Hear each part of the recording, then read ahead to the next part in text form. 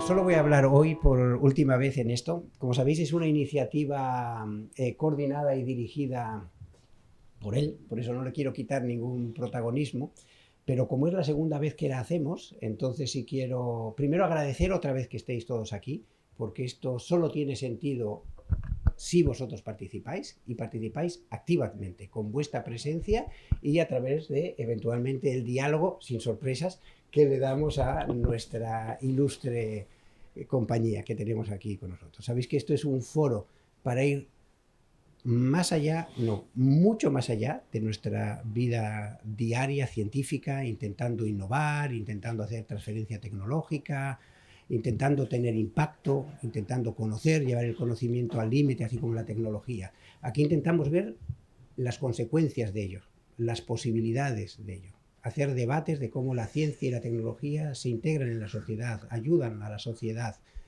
o, bueno, cuál es el papel, la relación que tienen una con la otra. ¿Okay? Eso exploramos con ilustres convidados, que no voy a presentar porque le dejo la honra a quien debe tener la honra, pero lo que quería fundamentalmente es agradecer a Dani, obviamente, por toda la dinámica que está imprimiendo a esta nueva actividad de BC Materials, agradeceros a vosotros, porque sin vosotros esto no tendría ningún sentido, y obviamente agradecer siempre a los convidados, que son los que dan, como está ahí, luz y brillo a toda esta iniciativa. Por eso, muchas gracias a todos y a todos. Bueno, gracias.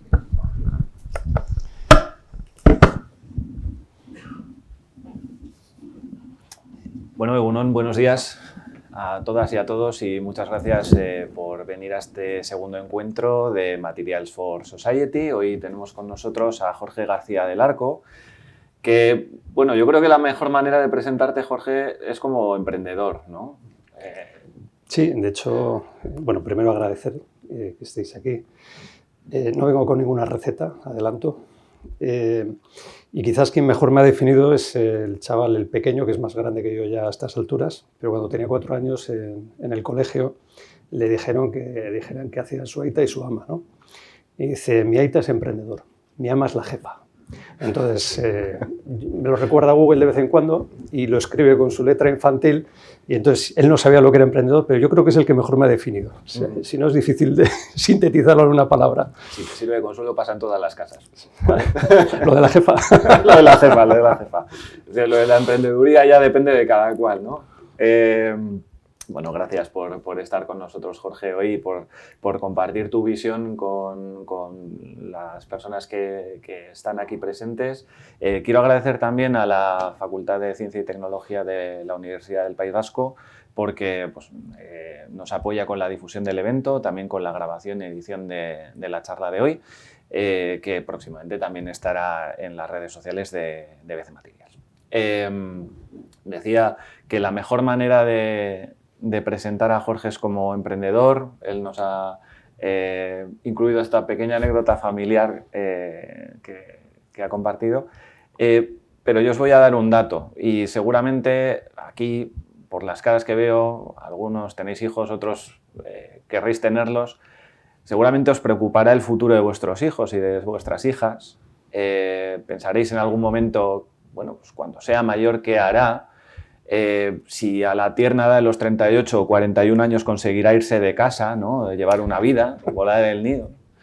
Bueno, pues quiero deciros que hoy aquí un mensaje de esperanza. Se puede hacer incluso antes, o mucho antes, que es el caso de Jorge. Porque aquí donde veis a nuestro invitado, él se emancipó legalmente. Sí. A la edad de 16 años para establecer su propia empresa. Cuéntanos cómo es eso. O sea, te emancipaste legalmente, pero seguías viviendo con tus padres. ¿Cómo es esto? Sí, porque tienes demasiada información. Sí. Me invitaron a participar en una empresa familiar, lo cual es probablemente el proyecto más complejo de todos los que he participado, porque si ya es complejo lanzar algo nuevo, hacerlo con familia es un reto de otra dimensión. Bueno, en cualquier caso, efectivamente con 16 años tuve la oportunidad, no me fui de casa, pero sí es cierto que volé rápido. Entonces, legalmente, pues la única manera de poder ser socio de esta sociedad era emancipándome y parece que existía esa figura legal y con 16 años pasé a tener responsabilidad legal como si fuera mayor de edad. con lo cual también pasé a ser el amigo mejor valorado por las madres de mis amigos porque tenía que ser responsable, o sea, me inculcaron que claro, cualquier tontería que hagas con 16 o 17, pues eres menor de edad, pero si te consideran ya mayor, pues eso. Empecé vivíamos fuera de Bilbao y tenía coche, entonces, bueno, pues efectivamente la responsabilidad me la introdujeron en el ADN muy, muy temprano. Yo tengo curiosidad por saber a qué jugabas cuando eras crío. Bueno, para acabar siendo empresario a los 16, no sé, ¿desayunabas con el Colacao y el Wall Street Journal? Bueno, leía mucho, juré que no iba a ser emprendedor y me lo tuve que comer. Al final, retrospectivamente, he aprendido que estoy en los proyectos o cuando nacen de cero o cuando giran 180 grados. Me magnetizan las situaciones de cambio importante. Y eso lo he aprendido a posteriori, cuando voy revisando retrospectivamente en qué tipo de proyectos y en qué estadios he participado. Entonces es bueno también autoconocerse un poco, porque aunque yo dije que no quería ser emprendedor, porque es cierto que en casa veía lo que implica, y eso es un 24/7, aquí no hay horarios.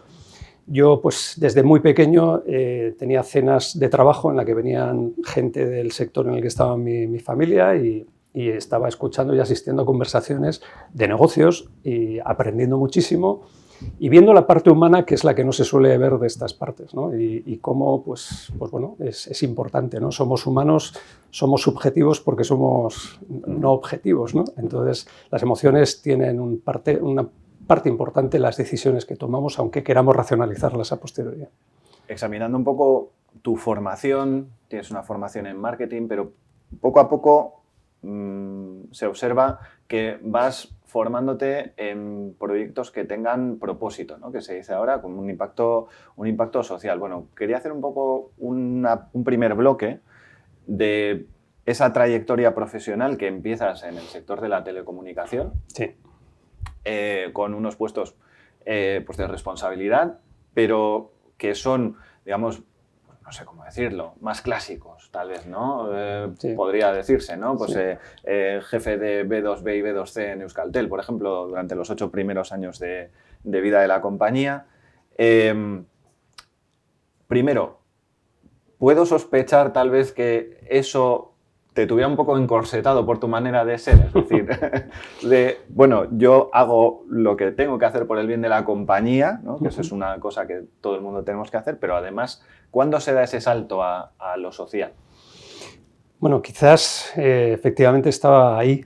Ahora se llama intraemprendimiento, entonces hay que hacer los deberes que son necesarios, lo que está en el guión, pero siempre me encontraba impulsando, participando, colaborando en iniciativas que no estaban en el guión. Sí estaba lo que había que hacer, pero igual no estaba tangibilizado en un proyecto en concreto.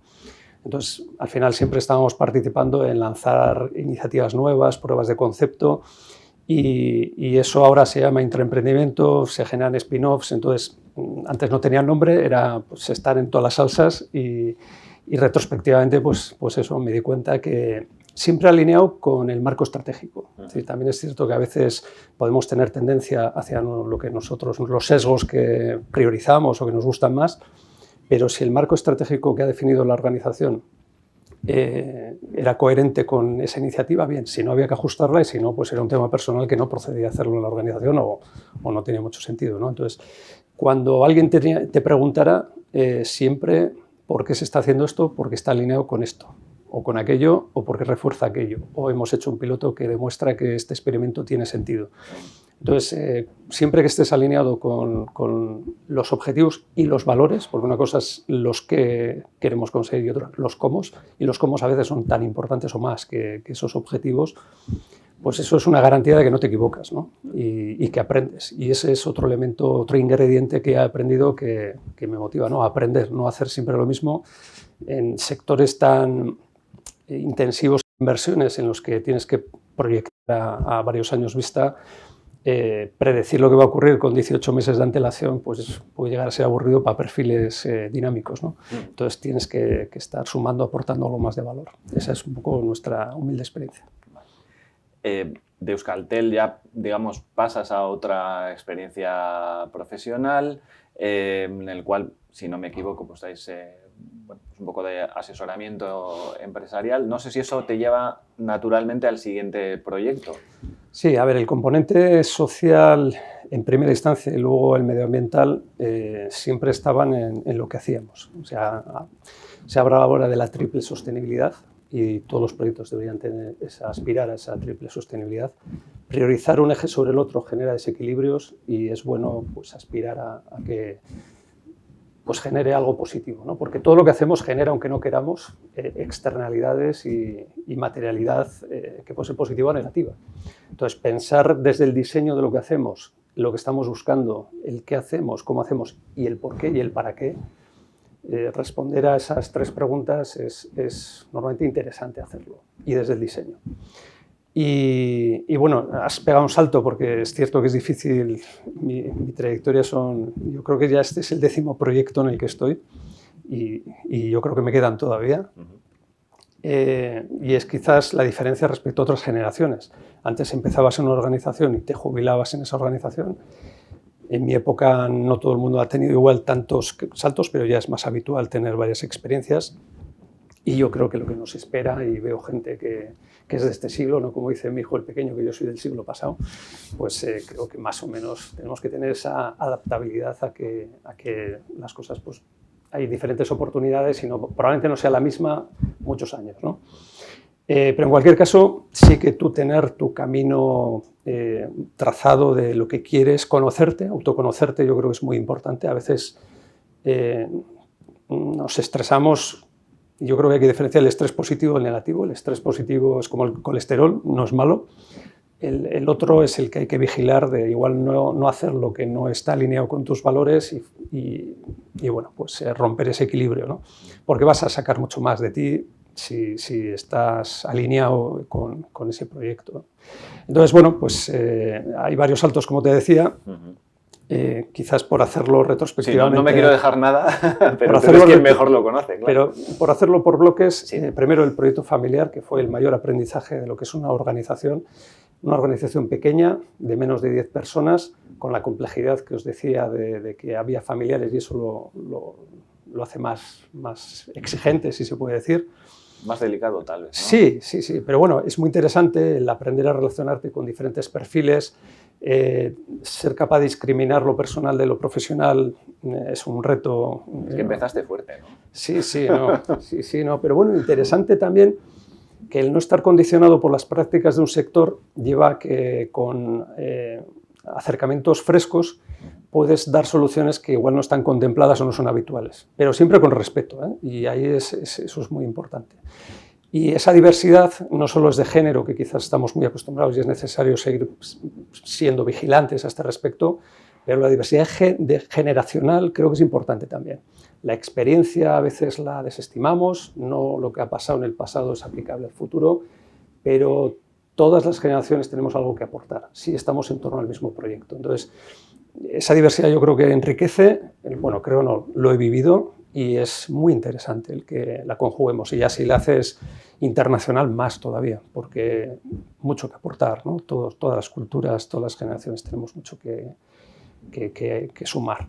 Entonces, de ese proyecto familiar, que luego os contaré cómo se une con el que estoy ahora, tuve la oportunidad de entrar en telecomunicaciones estando en segundo, es decir, que era un junior, muy junior. Las experiencias de la empresa familiar las pude llevar a una multinacional, desbloquear procesos administrativos complejos y seguir creciendo en eso. Los cambios del sector de telecomunicaciones, que decían que en aquel entonces un año en telecomunicaciones era como la edad del perro, como 7, pues es cierto que yo entré joven y salí un poco menos joven, con más experiencia, que se dice. Y dentro de telecomunicaciones viví todos los eslabones de la cadena de valor. Desde un fabricante, era una fábrica de Philips, Philips entró en crisis, Ericsson compró esta fábrica, vivir todo ese proceso de cómo un fabricante entra en una organización y los miedos y también los procesos de cambio, lo que conllevan.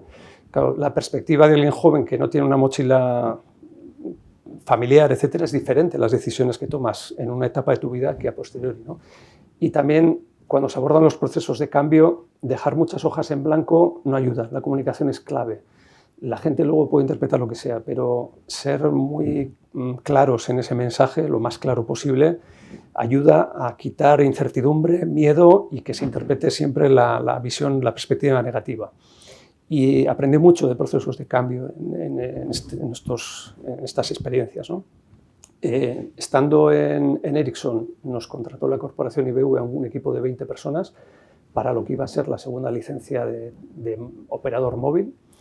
Y esa liberalización, pues, la primera pregunta que le hice al presidente de la división de telecomunicaciones era ¿y qué pasa si no se gana? Y este junior que preguntó eso, pues me respondió de una manera un poco agresiva, eso no va a ocurrir. Claro, siguió argumentando las bondades de entrar dentro de la corporación y volvió a levantar. ¿Y qué ocurre si no se consigue? Le pareció una ofensa y dijo, ¿quién es este que está preguntando estas cosas? Y ocurrió. Nos enteramos por los periódicos que no se ganó la segunda licencia. 20 personas no sabían qué hacer con nosotros el día siguiente. Y entonces, pues con esta osadía juvenil que nos sigue caracterizando, pues era obvio que no había plan B. Y al director general le hice la sugerencia de vamos a poner algo encima de la mesa, porque lo que va a pasar si no hay nada es evidente.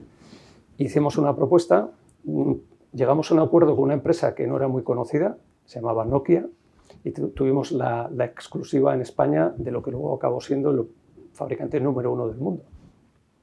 Y fue muy interesante todo ese proceso, ¿no?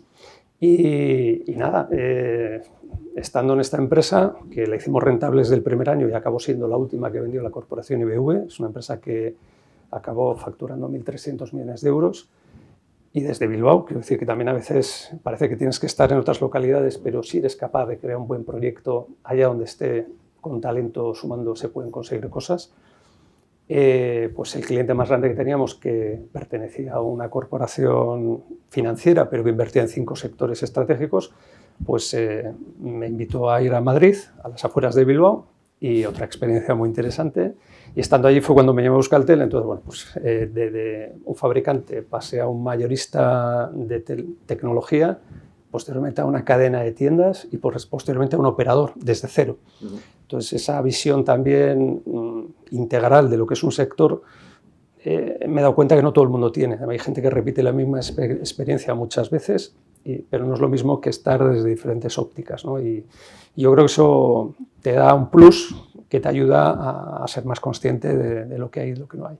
Y estando allí, luego salí para dar servicio a ese operador, otro reto de gestión de cambio relevante, y llegó la crisis del 2007 financiera, que en Euskadi afectó más en el 2012, que fue dramático, y se nos acercan algunos clientes del tercer sector, grandes organizaciones, y claro, se les cayó el modelo de ingresos, más del 90% dependía de las obras sociales de las cajas desaparecen del panorama financiero y las convocatorias públicas desaparecen porque no hay fondos, con lo cual 90% cayó al mismo tiempo. Y nosotros estábamos haciendo una labor de observatorio permanente, yo creo que esto es algo importante, lo que vosotros podéis llamar estudio del arte, pues estar permanentemente analizando lo que está ocurriendo, esas tendencias que empiezan a germinar en determinados mercados, nichos, etcétera, pues estar observándolas y analizándolas cómo puede adaptar al mercado en el que estéis. Pues vimos que había una cosa que se llamaba el crowdfunding, o sea, la microfinanciación por parte de pocos, que en Estados Unidos, mundo anglosajón, pero Estados Unidos fundamentalmente empezaba a florecer, y era una oportunidad que tenía el tercer sector, dejar de depender de esos grandes financiadores para pasar a que tuvieran una base social. ¿Qué ocurrió? Pues que en este país no funcionaba, en Europa no funcionaba, exceptuando Reino Unido. Reino Unido es un elemento cultural, es anglosajón y por lo tanto es muy similar a Estados Unidos. Nos fuimos hacia sudeste asiático, estuvimos en Singapur, Malasia, Indonesia, aprendimos muchísimo, generamos impacto positivo social y medioambiental, pero el económico no era sostenible, porque la financiación en esas partes del mundo, pues la transparencia no era, o se consigue o no interesa la transparencia, ¿no?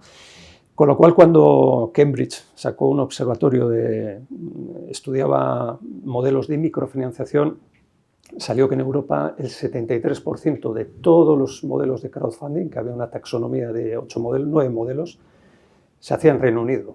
Ahí fue cuando nos dimos cuenta que estaba objetivado que por mucho que nos esforzáramos o estabas en Reino Unido, este modelo no se podía exportar a otro sitio, ¿no? Y de hecho no es el modelo que más ha funcionado. Pero nos dio oportunidad de aprender de muchos retos sociales y medioambientales, de que se podía contribuir no solo desde lo económico, también desde la parte especies, colaboración en otros formatos, y de conocer directa y de primera mano de esas realidades que normalmente no las conocemos, porque leemos informes o nos basamos en la poca información disponible. No es lo mismo tener contacto con la realidad de primera mano.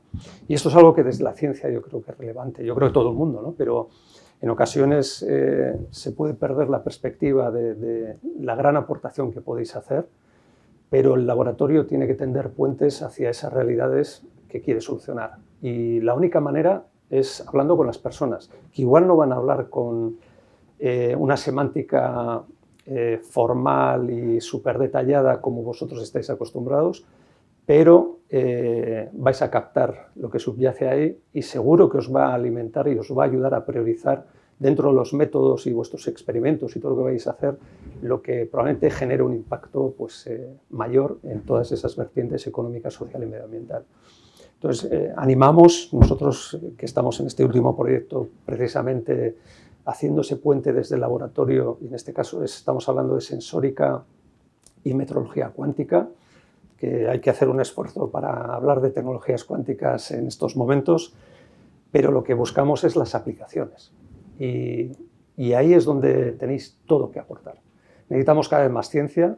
Si alguien nos dijera el guión de lo que estamos viviendo, esta distopía que estamos viviendo ahora, no sería creíble, pero es la realidad. Tenemos una distopía importante, pero es lo que hay. Y necesitamos, pues, os necesitamos a vosotros y a vosotras. Y eso, intentar salir del laboratorio para volver al laboratorio con esa realidad que está ahí fuera, ¿no? Yo lo que aprendí, por ejemplo, en telefonía móvil, los informes que leíamos, los estudios de mercado que leíamos, se basaban en una realidad que no era la representativa. El universo era mucho más amplio, pero no lo conocíamos. Y tuve la oportunidad de estar en una feria, como junior me mandaban a las cosas más bueno, más aburridas o más de currar en esa parte oscura. Me acuerdo que estando en un stand en Madrid, en una feria, en la que en aquel entonces era la feria fundamental del país, me vino un señor, me dijo, ¿cuánto vale este teléfono móvil? Y la telefonía móvil llegaba a valer, hablamos en pesetas, siglo pasado, $500.000 de pesetas serían pues 3.000 euros actuales, pero que en aquella época era muchísimo. Y era en formato maletín, o sea, era un tema. Y digo, bueno, pues ahora hay una oferta y tal, está en 60.000. Me mira y me dice, ¿tú sabes cuánto me ha costado a mí esto? Digo, voy a tener aquí un problema. Bueno, pues me dijo que le habían cobrado 800.000, que los veteranos del sector nunca se había cobrado, pero alguien se aprovechó de la necesidad y, sin embargo, hizo un silencio muy largo. Me dice, pero no me importa, porque he ganado mucho más dinero. Me dijo que él era ganadero, que no encajaba en ningún perfil de todos los estudios de mercado que teníamos acceso. Todos eran altos directivos de multinacional, ministros, etcétera, y el resto de la sociedad parecía que no utilizaba la telefonía móvil. Pues bueno, perfiles de autónomos y sectores del sector primario, curiosamente fueron los que encontraron el valor más rápido y casi nadie los tenía identificados. La oportunidad que tuve de interactuar con esta persona y con otras que tuve después me dio un conocimiento de lo que había que nos llevó pues, a poder aprovechar ese conocimiento, ¿no? Con lo cual os animo a salir del laboratorio. Volver siempre al laboratorio, pero no dejéis de hablar con aquellas personas o aquellas realidades que tengan esas problemáticas. Estás ahora en el proyecto QBSTEAM, ¿no?, del que hablabas, de sensórica cuántica. Cuéntanos un poco con qué aplicación en concreto. Sí, realmente empezamos en otro proyecto anterior con un método que, gracias a leer una entrevista a un catedrático en química que está entre el 1% de los más citados del mundo en su campo, estaba utilizando un método que solo 50 grupos de investigación en el mundo estaban aplicando. y con una muestra de sangre, un método no invasivo, eran capaces de detectar algunos cánceres en etapa temprana, con lo cual era muy importante para el tratamiento posterior. Y esta osadía juvenil que nos caracteriza pues nos llevó a acercarnos y decir, una muestra de sangre se compone de agua, podemos adaptar o debemos de poder adaptar ese método a la analítica de agua. Y me dice, la hipótesis sí, como buen científico, hasta que no lo demuestre el laboratorio no te lo valido. Y gracias al COVID se les cayeron algunos proyectos, pudimos financiar una prueba de concepto en la que 3 sustancias que estaban en la lista de observación de la Comisión Europea de alta preocupación, el objetivo era llegar a una escala subnanométrica y llegamos a escala picométrica. Con lo cual, pues validamos que ese método era adaptable y empezamos a trazar los siguientes pasos para llegar al total de la lista. Adicionalmente, lanzamos también un sistema de biotratamiento, pero llega la Comisión Europea en el 2022 y dice, no podemos seguir legislando molécula a molécula, tenemos que legislar familias completas. Y hay una familia, se llaman los PFAS, Per and Polyfluoroalkyls, que bueno, son sustancias persistentes con propiedades que hacen que la industria las utilice ampliamente, lo que se llaman ahora Forever Chemicals, que los tenemos por todos los sitios. Probablemente este recubrimiento textil, estas losetas que tenemos aquí, pues tengan un tratamiento ignífugo. Desde los 90 Europa obliga a que el material textil que se implanta en edificios públicos tiene que tener ese tratamiento ignífugo. Bien, esto está relacionado con el primer proyecto familiar que os contaba, era recubrimientos textiles de suelos, y de menos de 10 personas que estábamos, las 4 que trabajaron más de 30 años en el sector, desarrollaron 2 tumores cerebrales muy agresivos en el mismo lóbulo, un cáncer de hígado y un Parkinson. Una estadística no se sale del patrón. Y era precisamente por el tratamiento de los PFAS. Ya hay ciencia que demuestra que los PFAS pues generan esto, ¿no? Y al final pues vemos que se conectan muchas cosas. Está en todo. Nos gusta que una sartén no se nos adhiera a la comida. El problema es si es porque tiene una película que se llama teflón y el problema es que se produzca esa transferencia, ¿no? Que eso que hace que sea antiadherente, que lo vayamos consumiendo y como son sustancias tóxicas persistentes y bioacumulables, las vamos depositando y nuestro cuerpo no las procesa, ¿no? Y en el medio ambiente lo mismo. Entonces, nos gusta ir al monte y que no se nos mojen los pies, pues el Gore-Tex tiene PFAS. Hay 7,5 millones de PFAS según la última definición. 7,5 millones. La legislación que ha salido en aguas potables y ha entrado en vigor en el 2023 exige identificar y eliminar los PFAS y habla de 20 sustancias concretas, nominales, y del total PFAS. Todavía los métodos actuales detectan entre 20 y 40 máximo. Hasta 7,5 millones tenemos que ser capaces de llegar. Y a eso es donde nos concentramos. No hablamos de las tecnologías cuánticas por aumentar el conocimiento, que está bien, pero no es suficiente. Estamos hablando de cómo ser eficiente, porque en Occidente y en los países del norte solemos ser eficaces. Con un buen presupuesto y con tiempo somos capaces casi de cualquier cosa. El método que nosotros aprendimos en el 2020 y fuimos evolucionando no era escalable para llegar a esta escala de 12.000 o 15.000 sustancias. No se podía hacer eficiente, que es decir, que cualquier operador de agua, cualquier fabricante, aunque fuera una pyme, pudiera implementar ese método analítico.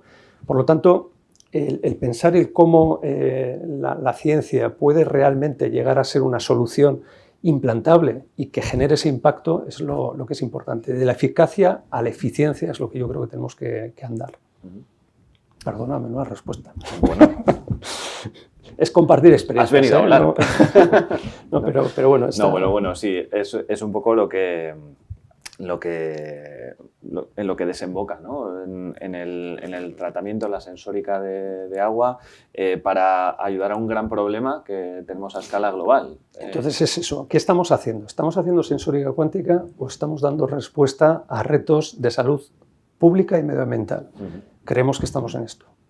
Claro, porque esto, yo creo que prácticamente toda la gente que está en la sala lo conoce. Nos ayudan con el audio. Sí.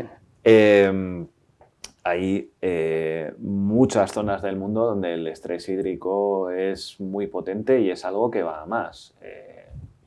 Luego, a la hora ya hablaremos en los próximos minutos, ¿no? de cómo se financian buenas ideas tecnológicas, ¿no? Pero, claro, es algo que ahora mismo, para financiar proyectos las tecnologías cuánticas están en un proceso todavía muy incipiente. No sé, ¿cómo se puede llegar a hacer conscientes a las instituciones, a las fuentes de financiación privadas también, ¿no? de la importancia del problema para ayudar a que proyectos como el vuestro salgan adelante? Bueno, yo creo que lo tenéis vosotros, esto lo estáis haciendo. Yo creo que hacen falta 2 Vs en estos momentos. Siempre lo ha hecho falta, pero quizás ahora está ganando protagonismo. Tiene que haber visión, la V de visión, de lo que dónde podemos llegar o queremos llegar, y la V de valor, que no sé si es porque hay algún defecto genético y nos atrevemos a hacer cosas que otros ni se plantean, que son de largo plazo o que tienen un riesgo implícito importante. Pero estos ingredientes los tenéis aquí y los hacéis aquí todos los días. No sé, creo que son 100 proyectos al año más o menos que estáis gestionando. Muchos de ellos con unos plazos temporales que son implanteables desde la óptica privada, pero se está haciendo. Y sois un proyecto solvente, un centro científico de excelencia, con lo cual la financiación lo que hace es apostar. ¿Y en qué está apostando? En que hay un track record, tenéis un histórico y tenéis un talento y tenéis unos medios que dibujan unas posibilidades y unas oportunidades que hacen que la gente de los dineros, sean públicos o privados, apuesten por BC Materials, ¿no? O por los proyectos que estáis desarrollando en consorcio. Pero es 2 Vs, V de visión y V de valor. Y por desgracia yo cada vez veo menos visión a medio o largo plazo y menos valor, porque el corto plazo. Pero si fuera así, la mayor parte de las cosas que hacemos no ocurrirían. Es decir, las personas que nos han antecedido, el talento científico, crecemos a los hombros de esas personas anteriores. Ciudades como Bilbao, que la tenemos aquí al lado, se han transformado por eso, por esa visión y ese valor. Ahora es fácil hablar. El otro día, este lunes, he tenido la oportunidad de estar en un consorcio que se juntaron en el Guggenheim. El Guggenheim, la gente piensa que es la clave del éxito de la transformación de Bilbao. El Guggenheim es la guinda de un pastel que se diseñó y proyectó a 30 años vista. Hoy en día, ¿cuántas cosas hacemos a 30 años vista? Pocas. Antes mencionabas lo de los chavales, ¿no? La familia. Yo cuando me enfrento a algo nuevo, leo todo lo que puedo. Luego te das cuenta que, sobre todo con personas, no vale. Pero sí me quedé con una cosa, que de media aprendemos a andar cayéndonos 300 veces. De adultos, ¿cuántas veces nos permitimos aprender, que no voy a decir fallar? Sin embargo, si no siguiéramos intentándolo, no andaríamos erguidos. Hoy en día parece que si no sale el resultado a la primera, ya como que no es válido. Como decía Nelson Mandela, yo nunca pierdo, o gano o aprendo. Yo creo que tenemos que saber que las cosas no puedes predecir al 100% cómo van a ser, sobre todo porque no dependen de nosotros, ¿no? Y por lo tanto, en esos contextos dinámicos, el aprender quizás es importante y ese es un valor científico fundamental. No hay errores, hay aprendizajes. Entonces, tenéis mucho que aportar y es fundamental que se siga trabajando con estos vertientes, ¿no? Esos enfoques. Claro, estamos hablando de proyectos que tienen un desarrollo natural, pero también una impaciencia por parte o sea, una urgencia, diría, y por parte de la sociedad para responder a los retos. Hablamos del agua, pero podemos hablar de cualquier otro. Sin duda. De los que ya... De los que vosotros tenéis aquí. ¿no? De los que, nosotros hacemos materiales para una vida mejor, ¿no? en distintos ámbitos, como la energía, el medio ambiente, la salud, la digitalización, ¿no? Pero a la vez esa urgencia de la sociedad y, por otro lado, de los que financian esto, de tener un retorno de la inversión pues no sé si inmediato, pero muy pronto, muy cierto, ¿no? ¿Cómo se torea eso? Con cuidado, ¿no? Pero también es cierto que seleccionando, no todo el dinero es el mismo dinero, quiero decir lo que implica, el dinero en valor absoluto es el que es, pero los que están detrás de ese dinero hay diferencias. Y esto es como un viaje, ¿no? Tú tienes que decir con quién viajas. Tuve una experiencia con una cuadrilla que fuimos 8 en un barco que era para 4. Convivir 8 personas en un espacio reducido te ayuda a conocerte a ti y a los que estén contigo. Entonces, es bueno elegir. Es decir, igual que en un puesto de trabajo a ti te pueden preguntar, pero tú también tienes derecho a conocer ese proyecto para saber, es un quid pro quo, ¿no? Es un intercambio en el que tiene que haber una confluencia, no debe haber asimetrías. Pues con esto es un poco parecido. Con el dinero, el dinero hay diferentes inversores. Los institucionales no siempre son iguales a los privados. Y dentro de los privados hay algunos que tienen un conocimiento mayor de este tipo de tecnologías o desarrollos que requieren más tiempo. Empieza a haber ya tesis de inversión focalizadas en deep tech o tecnologías frontera o aquellos que requieren capital paciente. Algunos no buscan solo el múltiplo económico-financiero, sino ese impacto. Entonces también es responsabilidad nuestra a quién invitamos y con quién vamos en este viaje. Y si requiere tiempo, no puedes ir con alguien que... Es como si ahora me encantan los tomates y los pimientos. Por mucho que presione y le eche a la planta, tiene un proceso orgánico que requiere lo que requiere. Entonces las urgencias pueden estar, pero una buena solución requiere lo que requiere. Entonces podemos intentar acelerar y optimizar, que yo creo que el COVID nos ayudó a demostrar que en ciencia, la salud, se pueden acortar plazos, pero siempre hay unos mínimos que hay que preservar, ¿no? Y lo orgánico, yo creo que tenemos que también volver a observar a la naturaleza, que es la madre que mejor sabe lo que se necesita, y no olvidarnos de esas lecciones. Y hay cosas que requieren su tiempo, pero también es nuestra responsabilidad con quien trabajamos este proyecto, ¿no? El que estemos haciendo. Vamos adelantando algunas de las claves que hablábamos al principio, ¿no? de poder generar una visión, una panorámica de cómo a través de la ciencia básica, de los centros tecnológicos, se pueden llevar a cabo ideas pues que aparentemente son buenas, pero que necesitan llegar al mercado, ¿no? Cómo identificar desde nuestra mesa del laboratorio, esto tiene potencial para llegar.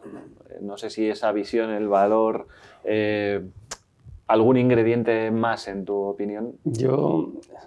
No os enamoréis de la solución, de la tecnología, del método, enamoraros del problema.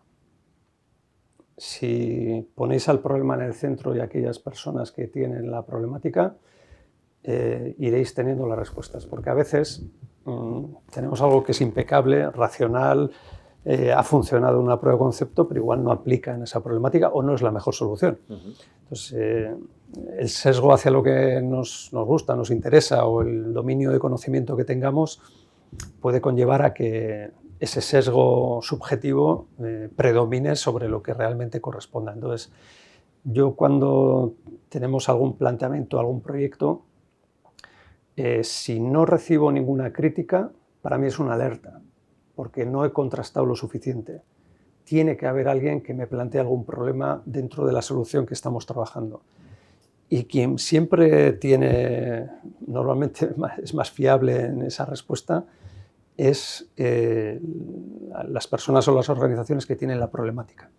No aquellos agoreros que te dicen esto no va a funcionar, esto es una locura, esos olvidaros, esos no suelen aportar mucho, siempre van a estar ahí. Pero enamoraros del problema, porque podemos hablar de una tecnología, un método, el que sea, y que puede funcionar en otros ámbitos, pero necesariamente no en este. Y yo creo que es problema para poder dar la mejor solución. Hemos hablado también de relaciones con personas, de aprender procesos. ¿Qué habilidades, las soft skills, ¿no? Que es ese nombre que se le da ahora a todas las cosas, crees que son necesarias para alguien que tiene una formación científica. Básicamente se ha preocupado de sacar adelante su tesis, su área de conocimiento, pero no acaba de dar con la llave de, oye, ¿cómo podría llevar yo a cabo mi idea para hacer una startup o algo similar? Yo diría que humildad, porque nadie sabe de todo. Tú puedes ser catedrático de un dominio de conocimiento, pero no puedes saber de todo. Ahora alguien me podría decir, bueno, la inteligencia generativa sabe de todo. Tampoco. Son métodos estadísticos y sí, va mejorando, va afinando, pero hay que tener cuidado y que no os pase como un político que hace poco he visto en una red social que leía hasta la frase final que le había dado ChatGPT y decía, ¿quieres que te dé? Tengamos cuidado, es decir, las herramientas hay que saber utilizarlas adecuadamente y nadie sabe de todo. Entonces la humildad de acercarnos a las situaciones y la empatía de intentar comprender pues, que hay otras perspectivas, ¿no? Eso yo creo que ayuda mucho a centrarte en lo nuclear y en lo importante, no en quién tiene más nivel de lo que sea, ¿no? Porque es que se queda obsoleto. Los conocimientos de hace 5 años, es que solo históricamente, miremos 5 años atrás cómo era el contexto en el que estábamos, en el que estamos ahora y en el que visualizamos que podamos estar. Esto va muy rápido. Entonces esto va de probablemente hibridar, interconectar y diferentes dominios de conocimiento en torno a un objetivo común, compartiendo ese objetivo y sobre todo los valores del cómo quieres solucionarlo. En el País Vasco somos muy, hablo a nivel empresarial, ¿no? Muy tradicionales, muy... si lo que yo tengo es bueno, esto se va a vender seguro. ¿Hasta qué punto el tener un producto bueno es sinónimo de éxito si no sabemos venderlo, si no sabemos vendernos también? ¿Qué es un producto? Te preguntaría. ¿Una solución? Yo para mí hay un artículo que aprendí muchísimo de Theodore Levitt, es de 1960, se publicó en Harvard Business Review y es uno de los artículos más leídos de la historia de Harvard Business Review. Y Theodore Levitt lo que ponía era el ejemplo del método que se puso de moda en las ciudades de transporte, que era el tranvía. Todos los inversores fueron en masa a invertir en tranvías, porque era lo que se demandaba y lo que estaba de moda. Hasta que llegó Ford con el vehículo que lo hizo eficiente, todas las familias se podían permitir comprar un coche y de pronto todo el mundo quería tener su coche. ¿Cuál era el producto o cuál era la necesidad que realmente se estaba cubriendo? Porque si vas a nivel de producto, tranvía está claro, coche también, pero estaban solucionando un problema de movilidad y cada uno tenía sus pros y sus contras o sus beneficios y ganó el coche respecto al tranvía. Con lo cual es importante saber qué necesidad estás cubriendo. Y hoy se hace de una manera y mañana seguro que se va a poder hacer de otra. Fijaros con el vehículo eléctrico cómo se están modificando rápidamente percepciones y muchas cuestiones, ¿no? Entonces, sugiero que nos centremos más en la necesidad que realmente está encima de la mesa y hoy puede haber una solución y mañana otra. Los productos deben de ir cambiando porque la solución que hay que dar es, en este caso que hablábamos, movilidad. Y la movilidad puede hacerse de diferentes maneras. De hecho, la misma persona puede utilizar diferentes modelos. Eso es importante cuando intentemos dar la solución y pensar que competimos no solo contra exactamente la misma tecnología, el método que nosotros hacemos, sino que vamos a competir incluso con el no hacer, es decir, no utilizar tu método, porque ir andando es un método también de movilidad. Entonces, tenemos que abrir nuestra perspectiva, ser insistentes en ver dónde están los competidores contra los que estamos viendo, que son más allá de los científico-tecnológicos, y eso nos va a dar una apertura de miras e indicar caminos que nos ayuden a orientarnos de manera más adecuada. Una de las cosas que comentabas anteriormente sobre leer estudios de mercado y la diferencia está entre eso y estar sobre el terreno, ¿no? Me ha llevado a querer preguntarte ¿qué lecturas haces tú? Es decir, para reciclarte, para, no sé, informarte. Sí. Bueno, pues la verdad es que va a parecer que es porque estoy aquí en este foro, pero últimamente leo papers científicos, últimamente 5 años. Y dentro de esto estoy descubriendo, corregirme si me equivoco, que la calidad también de la producción científica probablemente esté modificándose. Hay incentivos, sobre todo desde la academia, a que haya más publicaciones. Las herramientas de inteligencia generativa probablemente estén generando más producción científica de menor calidad. Entonces, ya empezar a discriminar pues eso, investigaciones que aporten novedades respecto a otras que igual están replicando lo que hacen y pues empiezan los paper mills famosos que hay por ahí. O sea, ya hasta ser capaz de discriminar la calidad de lo mejor y de lo que igual no es tan bueno, pues es importante. Yo cuando veo que hay algún científico que publica 300 publicaciones al año, me suele llamar poderosamente la atención. Sí, ya miras el... Sí, pero el realmente, ¿no? realmente estoy leyendo más producción científica y procurando ir a aquellos científicos y científicas que tienen, pues bueno, están abriendo caminos diferentes. ¿Y qué cosas son las que más estás encontrando interesantes? Bueno, como evidentemente procuro estar alineado con el objeto de lo que estamos haciendo, ¿vale? Entonces, no solo es física cuántica y sensórica y metrología cuántica, sino que otros métodos. O sea, al final de química y bioquímica, de medioambiental, o sea, estoy viendo que hay muchos comunes denominadores y que son sumamente interesantes, ¿no? El ver cómo se están haciendo y esos abordajes que igual investigadores e investigadoras más juniors o más jóvenes por edad, no por otra cosa, son igual más novedosos. Entonces, cuando vas contrastando, y eso en nuestro propio comité científico, que haya diferentes disciplinas y observar un debate, una conversación entre pues un doctor en química y otro en física cuántica es maravilloso, porque no están intentando ganar a uno sobre el otro, sino que están compartiendo esos conocimientos diferentes, pero que enriquecen muchísimo. Del primer comité científico salió una solicitud de patente, de una única reunión. En estos momentos tenemos 4 en curso, pero de esa primera reunión salió una solicitud de patente. Entonces, esa diversidad que mencionábamos antes es muy útil si sabemos focalizar, pero sí, es esto.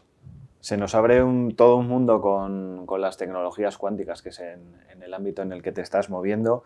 Quería preguntarte por el ecosistema vasco, ¿vale? De preparación ante lo que nos viene.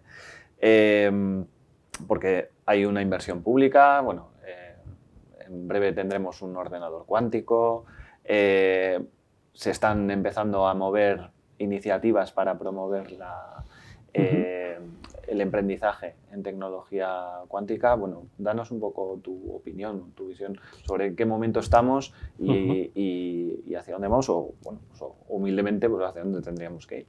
Bueno, humildemente. El estado, un poco la visión, la experiencia que estamos viendo de primera mano es que es cierto que lo público en Euskadi y Vizcaya en concreto fue el pionero por personas, porque al final son personas las que traccionan o inician caminos, ¿no? Alguien tuvo visión y el valor de empezar a andar un camino y con poco presupuesto empezar a conectar con centros científicos e investigadores. Eso pues, va haciendo que se sigan dando pasos y se crea un ecosistema que en el caso del territorio de Vizcaya se llama Vikain, con Q, Vikain de excelente, pues, en este caso Vizcay Quantum Advanced Industries, porque busca las aplicaciones industriales, no quedarse solamente en la mayor gloria de la tecnología, sino en su aplicación. Y es muy interesante además el paso que se ha dado recientemente de interconectar oferta y demanda. Entonces, por ejemplo, en nuestro caso reciente además, varias grandes organizaciones del territorio se acercan con hipótesis de problemáticas en las que pueden aplicar las tecnologías cuánticas y mantienen reuniones con organizaciones que estamos en este ecosistema de computación y algoritmia, comunicaciones y seguridad y sensórica y metrología. yo diría que el 100% venían con soluciones para el primer vector que hemos mencionado y nadie venía con ninguna identificado aplicación de la sensórica y la metrología. Paradójicamente, donde más casos han salido ha sido en sensórica y metrología, porque claro, si nos paramos a pensar la cantidad de cuestiones que dependen de cómo medimos, pues un proceso industrial intensivo en el uso de energía que llegue a 1000 grados, medir el punto óptimo para no alimentar más energía sin afectar al resultado final de lo que se está buscando, pues es una diferencia igual de millones, amén de otros impactos como menos emisiones de CO2, etcétera. Para que veamos que la medición aporta y está ahí, ¿no? Es ese amigo invisible que necesitamos y que hoy en día pues, todo depende de esa medición. Un avión, un móvil, todo depende de muchas cosas de esto, ¿no? Entonces, es interesante cuando juntas oferta y demanda, como hemos mencionado anteriormente. Entonces, esto en el territorio de Vizcaya. Euskadi, la estrategia Basque está precisamente ha llegado al acuerdo con una multinacional, por no hacer publicidad no voy a decir nombre, y vamos a tener uno de los sistemas más avanzados del mundo pues a unos kilómetros de aquí, con la posibilidad de que todos los centros de investigación y empresas puedan acceder y bueno, pues testar aquello que sea menester, ¿no? Entonces, todo esto es gracias a la inversión pública. Pero también es cierto que la parte privada está haciendo acercamientos, algunos estamos aventurándonos a meter nuestros propios recursos, que no se olvide nadie que no es lo mismo el euro que ponen otros al que pones tú. Ese coste de oportunidad, yo creo que hemos perdido un poco la visión de lo que supone emprender y no somos muy conscientes de lo que supone. De hecho, Euskadi ha bajado en nivel de emprendimiento. Ese es un mito que ya no corresponde con la realidad. Euskadi es menos emprendedor, pero no lo digo yo, lo dice un estudio que se hace todos los años con un índice que es el Global Entrepreneurship Monitor, tiene el índice de emprendimiento y estamos por debajo sistemáticamente desde hace muchos años. Euskadi ha perdido eso. No debemos de seguir esa senda. Entonces, el emprendimiento no necesariamente tiene que ser el montar una organización. Allá donde estés puedes emprender. Eso del intraemprendimiento es algo muy interesante, ¿no? Entonces, desde aquí se está seguro que emprendiendo con spin-offs, se está intraemprendiendo haciendo cosas diferentes y lo importante es que se haga en equipo, que salgamos del perímetro de nuestras organizaciones y hibridemos e interseccionemos con otras organizaciones, con otros perfiles y al final eso suele ser enriquecedor. En los próximos minutos vamos a abrir un turno de preguntas para que podáis comentar con Jorge cualquier duda que tengáis, cualquier pregunta que os genere curiosidad. Yo quería cerrar esta parte de la charla preguntándote si la falta de emprendimiento o el menor emprendimiento es por una falta de talento o qué puede haber detrás de todo esto. No, yo el talento no diría que es la causa. Quizás culturalmente la aversión al riesgo y la penalización del no éxito inmediato es lo que favorece que nos atrevamos menos. Si con el conocimiento que tuviéramos ahora lo intentáramos inculcar en los que tomaban decisiones hace décadas, igual muchas cosas no habrían ocurrido, ¿no? La perspectiva de cuando eres más joven, el análisis de riesgo es muy diferente que cuando tienes más experiencia. Entonces, yo creo que es que culturalmente estamos favoreciendo cosas que den menos riesgo. Porque cuando empresas, o sea, universidades privadas, la primera opción de los egresados es ser funcionario, algo falla.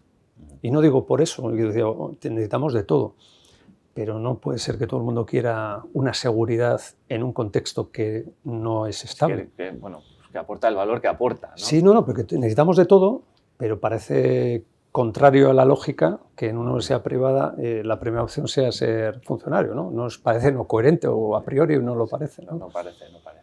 El talento del que hablaba antes, por supuesto, se tiene o no se tiene, pero... Siempre se tiene. Pero ¿cómo se entrena el talento? Talento siempre se tiene. Yo creo que ese es un tema importante. Todos tenemos superpoderes, todos. Otra cosa es que a veces queramos medir a la gente con un molde que no corresponde con esas personas. Incluso trastornos de déficit de atención extremos. Hay un caso de impacto social muy interesante de un directivo de una multinacional de tecnología que uno de sus hijos tenía un trastorno de estas características y lo que le generaba problemas de relación social lo superaba su superpoder en concentración y encontraba errores en los códigos que no encontraban sus propios ingenieros y toda la tecnología que tenían. Entonces, yo creo que lo que tenemos que hacer es el esfuerzo de identificar superpoderes, no hablar siempre de las debilidades, sino qué es lo que esta persona tiene y que encaja en el sitio que tiene que encajar, no que forcemos los encajes, ¿no? Que sabes lo que a veces ocurre. Tú que trabajas mucho hablando con personas, y me imagino que eres capaz de analizar, No, sí.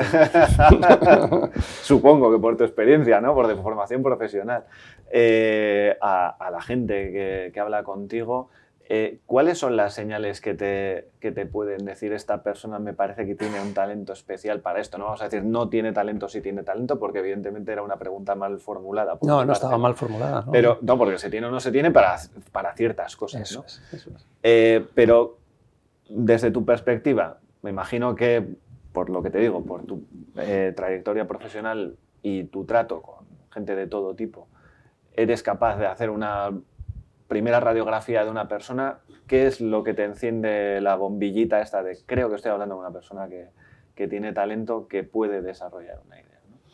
Bueno, no tengo respuesta a eso, ¿eh? Las millas navegadas te hacen conocer un poco mejor todo tipo de mares, pero no quiere decir que leas todos los oleajes igualmente, ¿no? No, se requiere tiempo para conocer a una persona y en acción. Yo creo que más que la verbalización es lo que demostramos con nuestras acciones, ¿no? Y eso solo lo puedes ver cuando estás con esas personas. Entonces, evidentemente, pues cada uno tenemos nuestros sensores y quizás hay que diferenciar la aptitud con P de la actitud con C. Y quizás las bombillas rojas se encienden más con la C, ¿no? que a veces gente muy preparada no tiene la voluntad o el compromiso real de hacer algo, aunque lo verbalice de otra manera. La realidad se demuestra que es de otra, ¿no? Pero vamos, no tengo ninguna receta, me equivoco.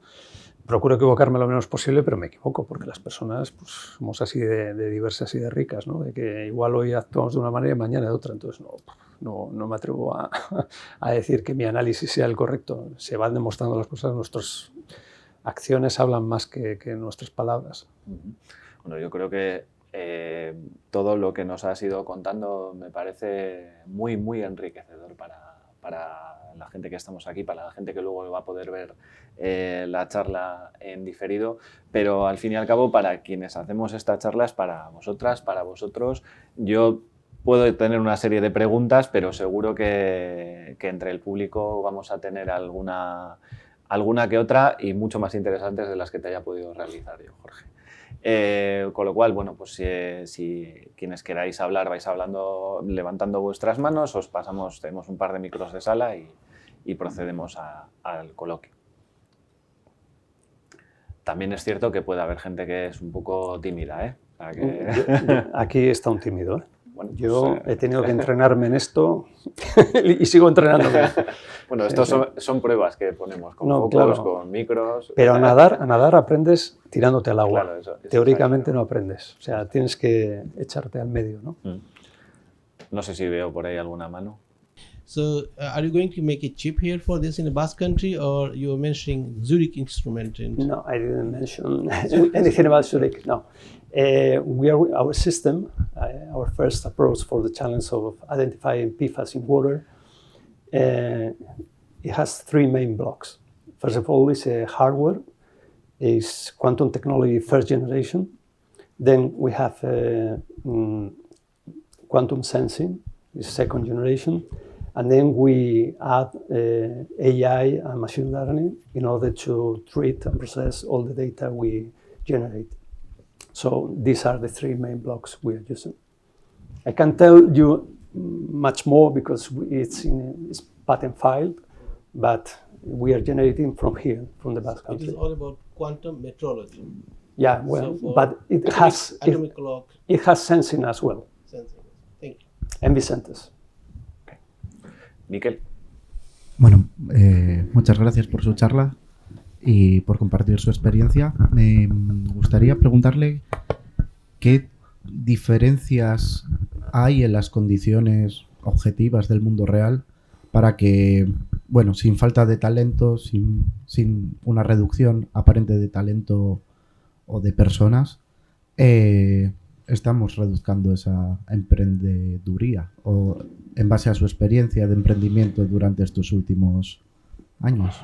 Pues insisto que no tengo una respuesta, pero yo creo que es que estamos favoreciendo el no tomar riesgos. Entonces, si se fomenta o incentiva menor riesgo, y esto lo voy a llevar a cuando yo pues, era más joven, ¿no? Yo viví más en la calle de lo que han vivido mis hijos. Somos más proteccionistas ahora de lo que éramos antes. Y riesgos había. Yo me he abierto la cabeza, yo me he pegado golpes importantes. Mis hijos no se han abierto la cabeza ni les han pasado cosas porque estábamos todos... Parece que es difícil que dejes. Antes igual también tenías una red social que el entorno, el barrio, otras familias te daban soporte, hasta el bocadillo. Si no estaba tu ama, te daban merienda la otra y viceversa. Hoy en día hemos pasado quizás a un mayor individualismo y hemos priorizado pues, otras cosas, ¿no? Por lo menos en este entorno de aquí. No digo que sea a nivel global, pero en Finlandia, en Japón, en Finlandia por lo menos, sé que los chavales con ya 5 o 7 años van solos al colegio varios kilómetros. Yo aquí no conozco mucha gente que le deje a sus hijos ir varios kilómetros, o sea, no fomentamos esto. Yo tuve un pulso en casa con la jefa, la que manda en casa, porque quería que el mayor con 5 años fuera a un campamento en Alemania, que no le estaba mandando a un país con riesgos, estaba en un entorno controlado y al final tardé 2 años en medio convencerle, quizás por insistencia. Y no fue solo, fue acompañado porque fue el peaje que tuve que pagar, ¿no? Que fuera acompañado de otro niño, pero bueno, que viviera una experiencia. Para llevarles a 2, fuimos los 4 padres. O sea, gastamos más dinero acompañando que dejándoles solos. Entonces, ¿cuántas veces he visto esto? Pues cada vez menos. Y creo que estas pequeñas decisiones no ayudan a que luego nos atrevamos a enfrentarnos a desafíos. Porque claro, como no estamos acostumbrados a que ocurran cosas, ni a confiar, ni a que se enfrenten a ese aprendizaje que es necesario, pues sí, evitaremos brechas, pero igual estamos fomentando que se atrevan a lanzarse, ¿no? Y a equivocarse y a aprender. Yo diría que ese es quizás el patrón que estoy observando. Somos más, los padres y madres, mucho más protectores, porque igual somos más conscientes de miedos, porque al estar más individualistas no contamos con esa red de soporte que teníamos antes en nuestros barrios, nuestras ciudades. Puede ser una razón, no digo que sea la única, pero desde luego algo falla en este camino. La definición igual de lo que se considera éxito nos lleva a que no se puede fallar, entonces no sé, ahí hay algo de lo que somos responsables, no podemos delegar esa responsabilidad en centros educativos, es responsabilidad probablemente más de casa y de los ejemplos que estén viendo, ¿no? Hay otros países, yo lo que sí estoy viendo es que en otros países hay más hambre. En otras regiones dentro del Estado hay más hambre. Nosotros, nuestros primeros fichajes no han sido de Euskadi, paradójicamente. Han sido de otras regiones de España que han venido a hacer el máster de tecnologías cuánticas a la UPV, que fue el primero, y tuvimos la oportunidad de enlazar, a pesar de que ellos tenían ofertas probablemente de empresas con mayor renombre, probablemente no seguro, más grandes, más consolidadas, pero les ha atraído estar en un proyecto desde el origen y participando en un montón de decisiones, ¿no? Y paradójicamente los 2 primeros, luego ya otros fichajes son también de Euskadi, pero sí nos llamó la atención. Hay hambre en otros sitios, ¿no? Muchas gracias, Jorge, ha sido espectacular realmente. Una pregunta difícil, ¿okay? Efectivamente, para vender no necesitas un producto, necesitas un mercado. Y en este caso hay mercado, porque efectivamente habéis identificado muy bien un problema, ¿okay? que es necesario que sea solucionado, que hay apoyo para solucionarlo, pero en este caso el producto solo viene a medio o largo plazo, porque estáis desarrollando todo, incluida una tecnología que está siendo continuamente mejorada, verificada. ¿Cómo hacéis para mantener la atención, la credibilidad y la financiación en un proceso tan largo para llegar a un producto? Pues es una pregunta, muchas preguntas en una quizás, pero al final, si te he entendido correctamente, primero, ser realista. Sobrevender no es bueno. Y menos en contextos como este, que no, igual tienes una opción, pero no vas a tener la segunda si no has sido sincero, ¿no? Entonces hay que ser sincero en qué terreno estás, qué puedes abordar, hacer una prueba de concepto industrial, cuál es la problemática, el estado del arte es este, podemos llegar aquí, hay una ventaja respecto al método que estás utilizando. ¿Hay algún caso que hemos planteado incorporar sensórica comercial que no están utilizando y plantear el comparar, hacer un benchmark entre lo que pueden aportar la sensórica cuántica y ver qué rendimiento les da y el coste, el beneficio coste-oportunidad, ¿no? Entonces, no siempre la tecnología en la que estemos trabajando, el método que estemos trabajando tiene que ser el mejor. A veces es bueno plantear, oye, vamos a experimentar. 2, porque este no lo tienes y puede suponer una ventaja respecto a lo que tienes, y aunque no saliera el resultado esperado en la hipótesis que esta nueva tecnología puede aportar, ya vas a extraer un beneficio de hacer algo que no estás haciendo. Entonces, ser abierto en ese sentido, de mente abierta, de no siempre tu solución va a ser la mejor. Hay sensores comerciales que para un parámetro en agua no me plantearía perder mucho tiempo en investigar con sensórica cuántica. Un pHímetro, o sea, sinceramente, por 25 € lo tienes. El sensor cuántico puede ser más barato, pero hay que invertir en algo que igual el mercado no necesita mucho más detalle. Pues ahí es donde hay que tomar decisiones. Y cuando hables con la gente de la inversión, nuestro primer inversor han sido una empresa liderada por ingenieros industriales de los de hacer máquinas, y precisamente ellos tenían una máquina para producir agua patentada, y la conversación surgió: ¿y cómo vais a garantizar que está de acuerdo a la regulación allá donde sea, en los países que sea? La primera respuesta que en general se suele dar con estas máquinas de producción de agua es que no, es agua de la atmósfera, no está... Bueno, sabemos que no podemos garantizar lo que está en la atmósfera porque sabemos que hay de todo, depende de la zona, ¿no? Entonces, contar con un sistema que sea complementario y que aporte valor a su propio sistema, pues fue muy rápido el encontrar el común denominador. Y luego, en proyectos con una base científica y tecnológica importante, lo que los inversores valoran es las personas, esos perfiles que están en ese proyecto. Considerar que las personas que incorporéis al proyecto es una inversión también. Esa persona podría estar trabajando en otro proyecto, en otra organización. Si está apostando por este, es porque encuentra un valor. Si ese perfil tiene una trayectoria y una credibilidad relevante, genera más confianza eso que todos los planes de negocio que enseñemos, porque los Excel soportan todo, pero las personas que llevan años investigando o que tienen un prestigio, nos define mucho quiénes tengamos dentro del equipo. No solo dentro, sino también colaboradores.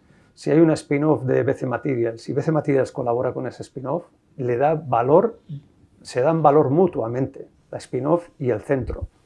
Entonces, tus colaboradores, tus proveedores, todo suma si lo haces desde una perspectiva estratégica. Pero se valora más el talento que esté detrás de un proyecto que la idea, porque quien ejecuta son las personas. Y esos acuerdos, esas alianzas externas también tienen mucho valor. Si eres capaz de convencer a una organización consolidada que vaya a colaborar o participar en el proyecto, que puede ser de diferentes maneras, eso genera valor. Hacer pruebas de concepto reales, pagadas, eso es una validación de que hay algo interesante. Convencer a una organización que haga algo diferente, que igual no lo tenía ni en su radar en principio, pero le puede suponer una diferencia y se atreve a hacerlo, no es fácil convencer a un directivo que deje de la cuenta de resultados, de la cuenta de explotación, pasar a la de exploración. Entonces, muchas de las cosas que estemos hablando, todas las decisiones que toméis, intentar ver la perspectiva estratégica y cuánto aporta el proyecto y vosotros aportáis a ese proyecto, ¿no? No sé si más preguntas. ¿Alguien quiere aportar alguna visión? Bueno, si no tenéis ahora mismo ninguna que se os ocurra, la parte buena de todo esto es que al término de esta charla coloquio con Jorge vamos a tener unos minutos para poder tomar algo y poder hablar pues más tête à tête con nuestro invitado. Ese es el valor de esto. Efectivamente, sí.